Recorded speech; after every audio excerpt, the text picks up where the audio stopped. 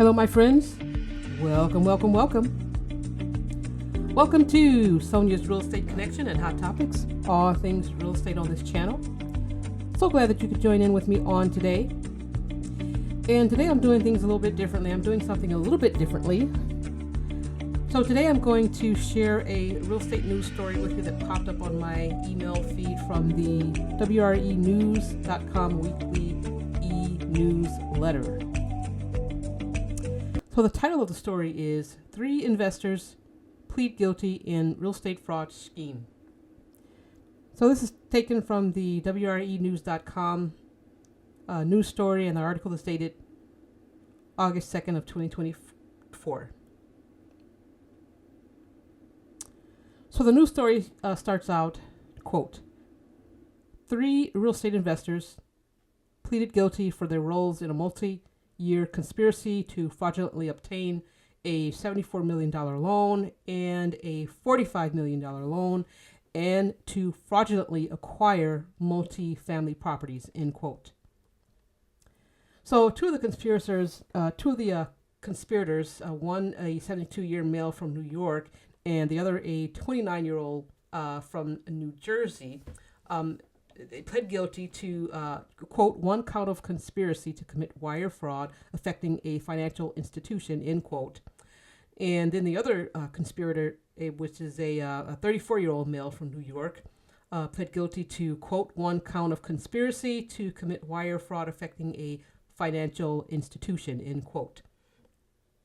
So the 72-year-old and the 34-year-old were members of an investing group called Rhodium Capital Advisors, and I hope I'm pronouncing that correctly. Forgive me if I'm not, but it looks like it's Rhodium Capital Advisors. And so it's an investment entity that purchased or acquired and then managed an Ohio apartment complex in Cincinnati, Ohio, according to the article. The other conspirator, which is a 29-year-old from New Jersey, was an owner of a commercial property in Troy, Michigan. So according to the article, between 2018 and 2020, these 3 individuals deceived lenders by providing falsified documents to get a loan for the multi-family property, and then went on to deceive Fannie Mae into funding or purchasing the mortgage loan, end quote.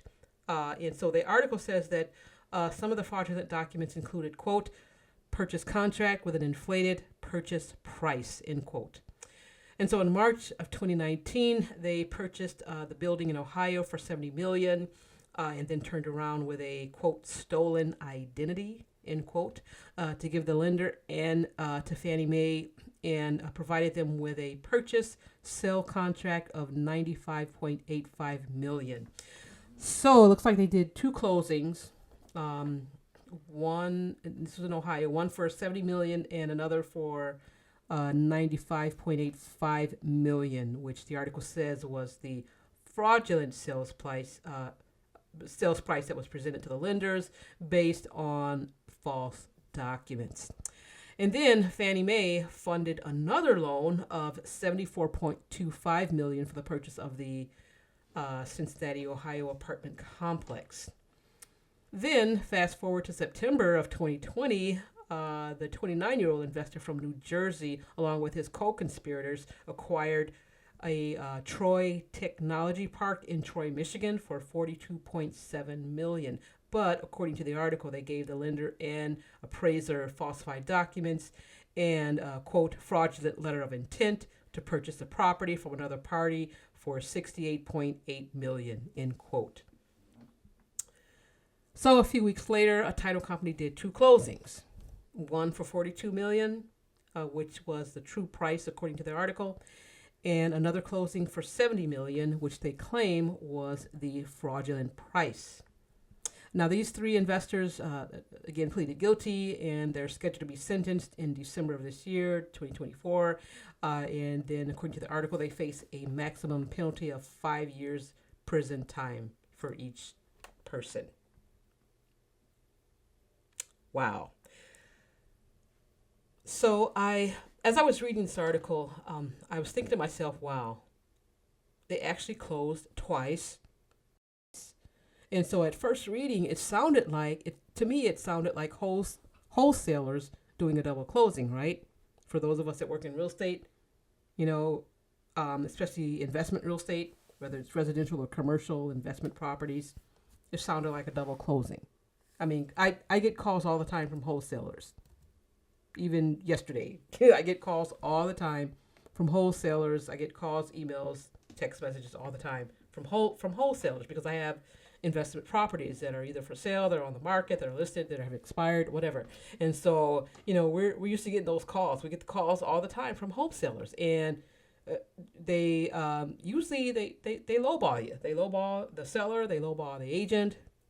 So let's say you got a property that was listed for, I don't know, 100,000 or 200,000, and then they come in with an offer of 100,000 because they have an end buyer already in mind for the property. So they're going to try to, resell this property and do double closing. So let's say you got a property listed for 200,000, they give you 100 for it, and then they're going to resell it for 150, and they still make a $30,000-$40,000 profit, or almost $50,000 profit, because they already have a third buyer that they're going to sell it to, or maybe they're going to do minimal repairs or whatever, and they're going to fix it up a little bit, and then they're going to resell it. But a lot of times, wholesalers, they're just looking for a quick turnaround, fast, quick, and easy. And so I have we have those properties that they're not so much as distressed, they're not foreclosures, they're just lower priced properties. Maybe it's a lower hanging fruit, if you will, and so that's appears to be attractive. They tend to be attractive to investors. Especially investors are looking for, again, a quick turnaround, something they can kind of make maybe a fast, quick, easy buck. And I want to say, because they're always calling, they're always lowballing. We got properties that are listed for under 100,000. And so let's say you got a property listed for 100,000, and they wanna offer you 50 for it, and the sellers are like, no way, am I going to sell this for 50 cents on the dollar in a seller's market? Okay, we'll give you 75. Okay, 75 cash. Of course, they're always paying cash, right? And so then they have an end buyer that's already lined up, or they're going to try to hurry up and get someone in there within 2-3 weeks time, so that they can then sell it to that person for maybe 85 or 95. And then they do a double closing. So they pay you, let's say they pay you 50,000, and then they get another transaction going for 75. So they're going to close with you for 50, then they're going to close with this other person for 75 or for 100, or whatever the case may be, whatever the dollar amount is. So that's what we call a double closing. They're sitting at the closing table, they're doing 2 closings at once on the same property. So we get those calls all the time. So that's what this kind of reminded me of. It put me in the mindset of a wholesale investor call, or some type of investor of that nature. And so that's kind of what I was thinking about, right? But this wasn't right. This wasn't right. If they falsified some documents and presented fraudulent documents to make it appear to be something that it wasn't. And then they got another, according to the article, it looks like they got another $30 million loan to show that they had the funds to actually close on the original deal, because you got to show that you have money to close on the deal, right? So then they got another smaller loan of $30 million to close. So they had multiple loans going on in these 2 states. Look like Michigan and Ohio. They had a $42 million loan, million, and then $70 million closing, and then they had a $95 million closing. So I'm just thinking, what type of documentation is needed to close on a $70 million transaction, right? I mean, you still have to get. I mean, this is a commercial transaction, so you have to get your letter of intent or a purchase contract, offer to purchase contract, and then you have to get your, line up your financing and your funds to close. You still have to go through the credit check process unless you're paying all cash. You got to go through the credit process, and they obviously passed that. Otherwise, they wouldn't have been able to go to closing, right? And so these must have been some heavy hitters, right? Some big ball players, right? Right? I mean, and so I was just thinking, this is a whole nother level, right? This is multi-million-dollar level. Wow. And so we have folks right here, hardworking folks, who work hard every day. They work hard every day to support themselves, to support their families, to provide for their families. Hardworking, honest, decent, hardworking folks who can't even get a small $100,000 loan to buy a house. What's wrong with that, people? What's wrong with that? We have people who apply for loans, smaller size loans, 100,000, 200,000, 300,000. That's a lot of money to some people. And, some lenders, they want your blood, sweat, and tears for it. They want your firstborn. They want your first 5 fingers and toes, before they even give you a pre-approval or pre-qual letter for $100,000, for $150,000, for $200,000. And here you got these investors who are doing business at a multi-million-dollar, billion-dollar level. And they're getting millions. And they closed. They closed two deals, 2 transactions. Now we know that they presented false documents, but they closed and it went through. And then again, here we have hardworking Americans who are doing things right, working their fingers to the bone, who can't afford to buy a house. They can barely pay their rent. They want to buy a house, but they can't qualify for a loan. They don't have enough money saved up, or they don't have good enough credit score or credit rating, or don't make enough income, or whatever else is going on, keeping them from being able to qualify for the loan, being able to get to buy their first home, or to buy their next home, or to buy their real estate investment property. I see this every day. Honest, hardworking people who just want to live in a decent home, in a nice neighborhood, and they feel stuck. They feel like they can't get anywhere. They can't do anything. And all they're doing is trying to make a living. All they want to do is live in a nice house, in a nice neighborhood, somewhere they can call home. They can lay their head at night in peace. And then I read this story about people who got approved for multi-million-dollar loans, and they closed on multiple loans from doing illegal stuff, bad stuff. They got caught. They did the wrong way, the unethical, illegal. It was wrong, and they got caught. And so they pled guilty. They know they were wrong, and so now they have to face their sentencing hearings in December. But this article that just led me to think about, why is this happening? Why have the tables turned for home ownership and for real estate investors? Because there are people out there who want to buy real estate and can't. There are people, honest people, hardworking people who want to purchase homes and can't. There are people who want to invest in real estate and can't. There are decent, honest, trustworthy, hardworking, ethical individuals, hardworking, who just want to buy real estate, and they can't. They just want to buy a home. They want to move up, maybe move out of their current situation and move somewhere else, and they can't. Why? Because the barriers are still out there. There are barriers that still exist for home buyers and real estate investors alike. Not everyone has the money to put down on a house or an investment purchase.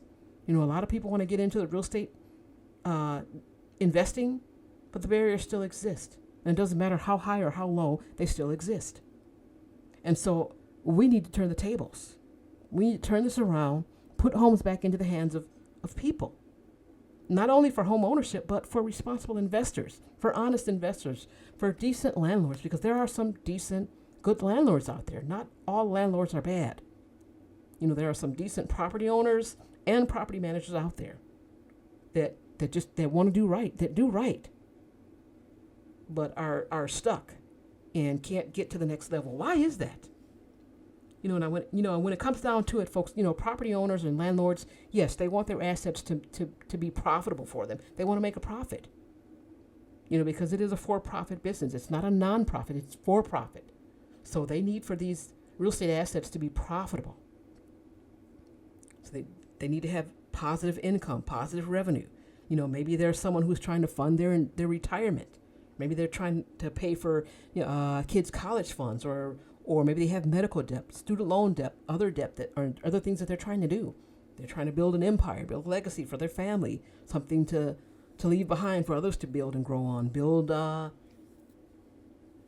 economic wealth and things of that nature. Just something that they're trying to do. But at the end of the day, everybody needs to eat. We all need to survive. We all have bills to pay, and we have the basics that have to be met, the basic needs: food, shelter, clothing. Housing is obviously a basic need.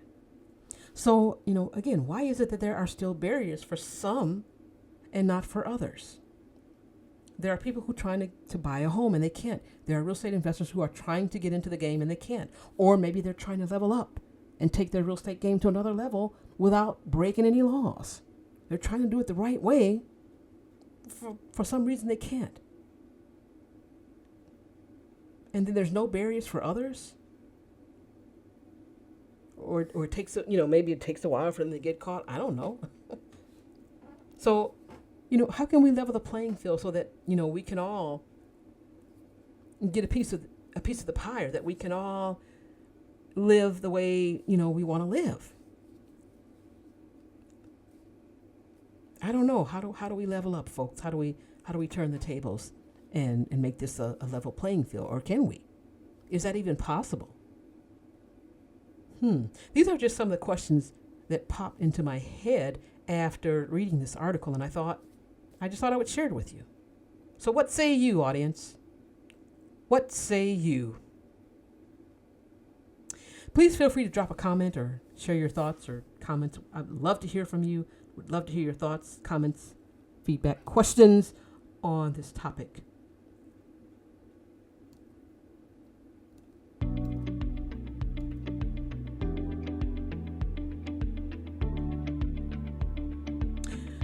Well, folks, that concludes the discussion for today. I hope that you enjoyed the information, and I trust that you found this information to be useful and valuable, and hope that it has raised some further questions for you to ponder on. As always, I want to thank you for tuning in to another episode of Sonia's Real Estate Connection and Hot Topics, all things real estate.